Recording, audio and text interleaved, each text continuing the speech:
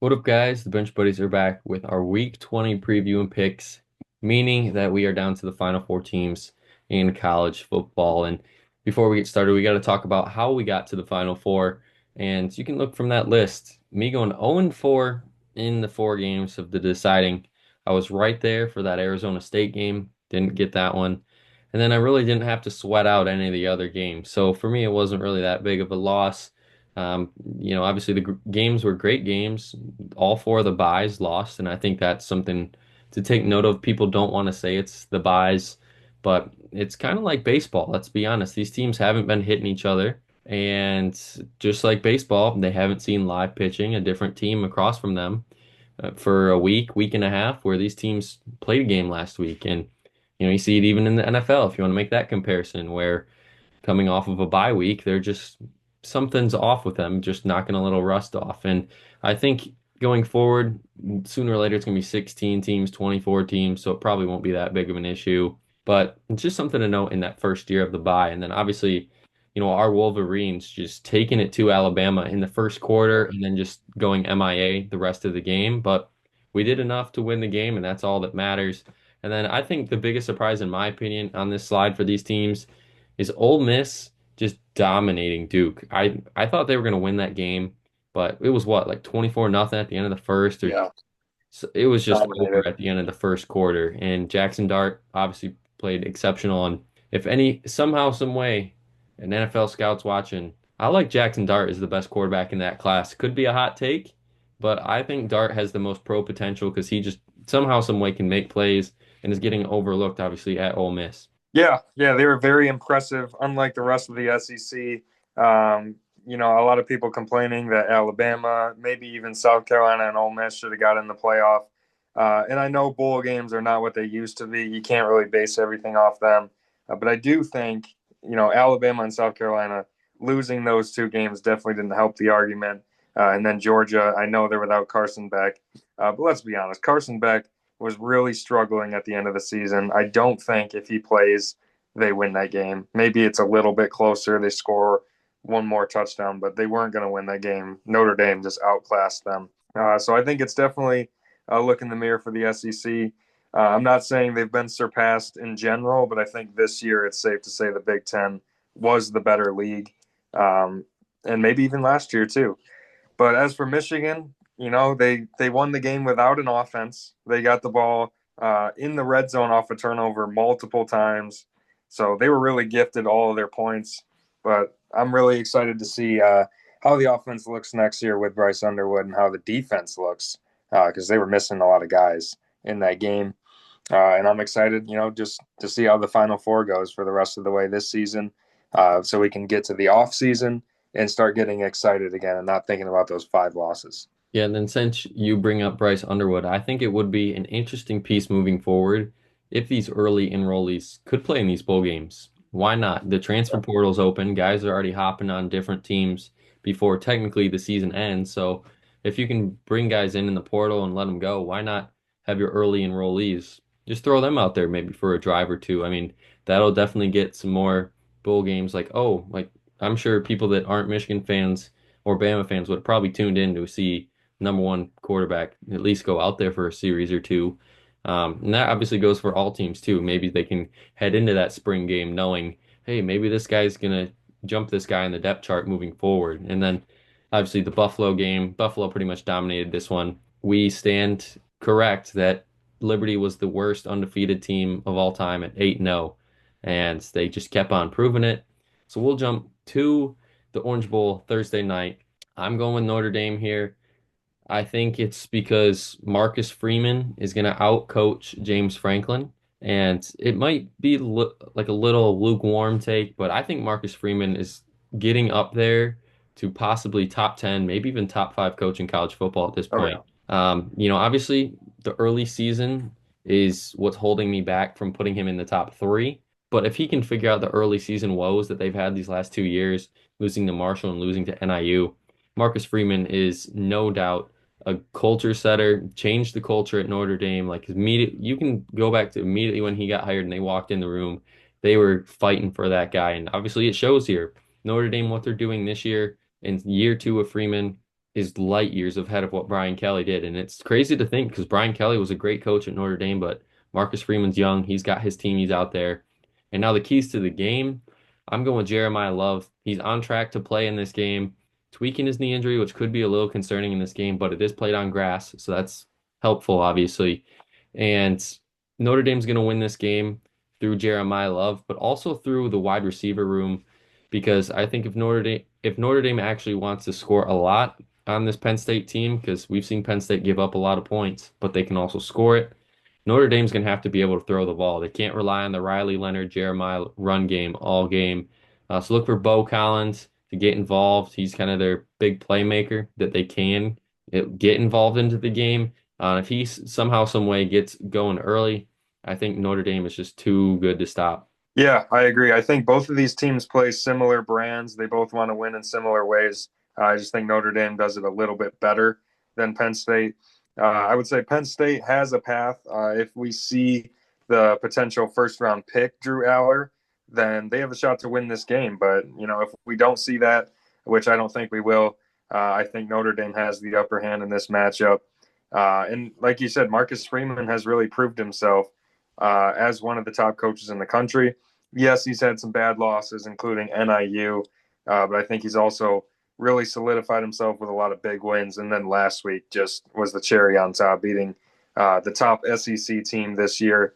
I think a lot of ball knowers have really known that Notre Dame was a really, really good team, but we're kind of afraid to really lean into that, given, they've obviously gotten their butt kicked in games like this in the past, a couple playoff games where they just didn't belong on the field, and then this year the NIU game. But I think the Georgia win really just kind of righted the ship and kind of steered everyone into the fact that they are a really good team. So yes, Penn State has kind of maybe got the monkey off their back, winning two games in this playoff, but I just have not seen James Franklin win against a team like this in this type of game. And I think that continues. And Notre Dame gets to the national championship against all odds. Yeah, and obviously I got to talk about Penn State. If let's say they do win this game, it's going to be because of their running back room being able to capitalize off of Drew Aller. I know Drew Aller, some people are saying, I don't know how true it is, but Drew Aller could possibly go as the first quarterback if he decided to leave for the draft, just because this quarterback class is kind of all over the board.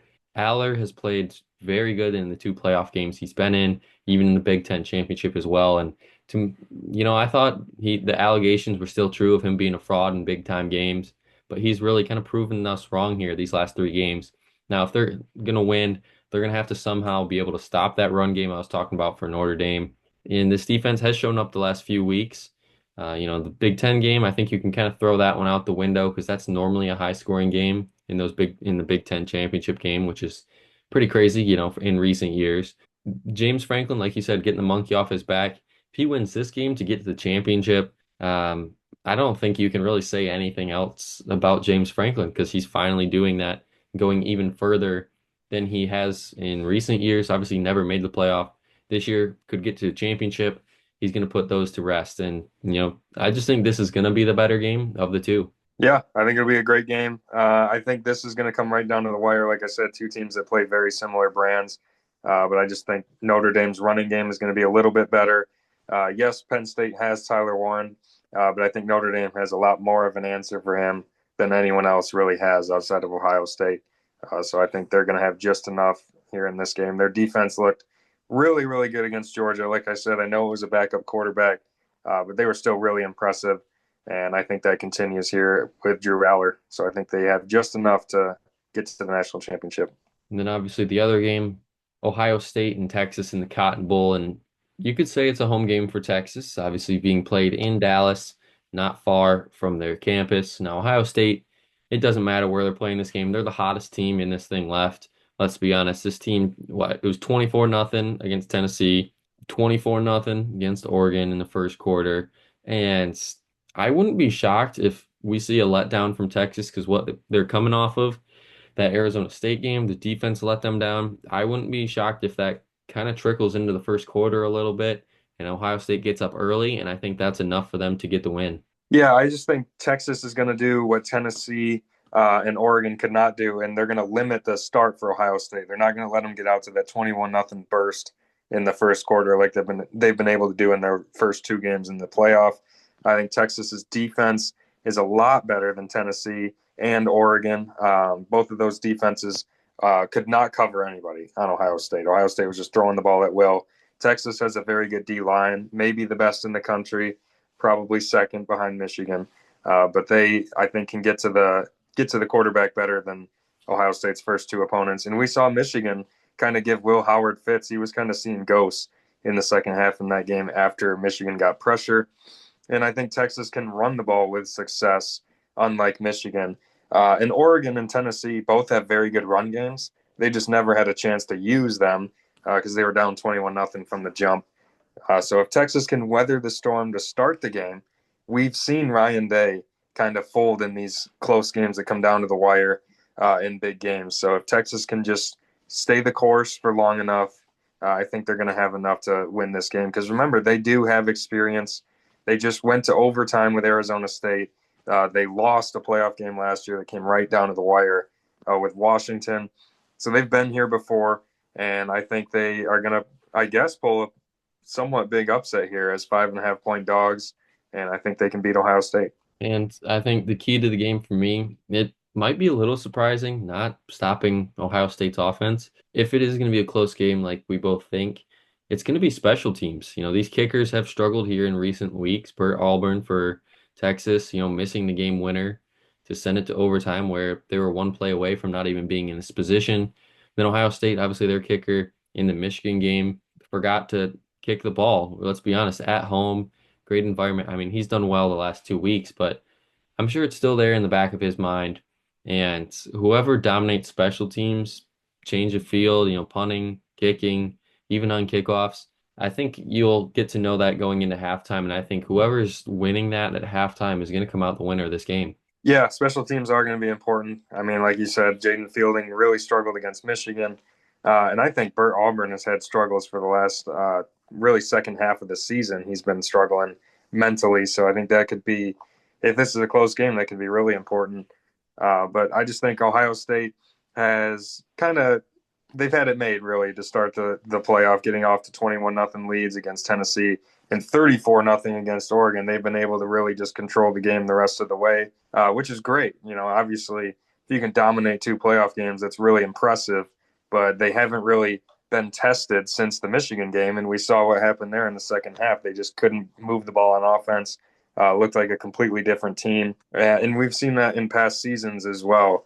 When they get in close games late, they just kind of fold. They don't really play with the same aggression that you see and you have seen in these first two games. So I think that will be more of the same here.